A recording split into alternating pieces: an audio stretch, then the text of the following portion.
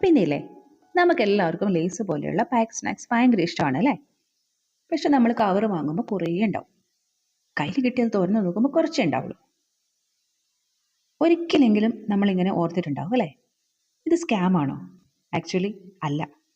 ആ നിറച്ചിരിക്കുന്നത് വെറും എയർ അല്ല, അത് നൈട്രജൻ ആണ്. ഇങ്ങനെ നോർമൽ അല്ലാത്ത അറ്റ്മോസ്ഫിയറിൽ ഫുഡ് പാക്ക് ചെയ്യുന്നതിനെ നമ്മൾ മോഡിഫൈഡ് അറ്റ്മോസ്ഫിയറിക് പാക്കേജിംഗ് എന്നാണ് പറയാം. നമ്മുടെ സാധാരണ എയറിൽ ഓക്സിജൻ ഉണ്ട്. ചിപ്സിൽ ഓയിൽ ഉള്ളതുകൊണ്ട് ഓക്സിജനുമായിട്ട് കോണ്ടാക്ട് വന്ന ചിപ്സ് പതിയെ ടേസ്റ്റും മണവും ഒക്കെ മാറി സോഗിയാവും. പക്ഷേ നൈട്രജൻ ഇനർട്ട് ഗ്യാസ് ആയതുകൊണ്ട് തന്നെ ചിപ്സുമായിട്ട് റിയാക്ട് ചെയ്യില്ല, ഓക്സിഡേഷൻ നടക്കില്ല. അതുകൊണ്ട് തന്നെ ചിപ്സ് കേടാവാതെ കുറേ നാൾ നമുക്ക് സൂക്ഷിക്കാൻ പറ്റും. പിന്നെ നൈട്രജൻ സേഫ് ആണോ എന്ന് ചോദിച്ചാൽ 100% സേഫാണ്. നമ്മുടെ അന്തരീക്ഷത്തിൽ 78% നൈട്രജൻ അല്ലേ.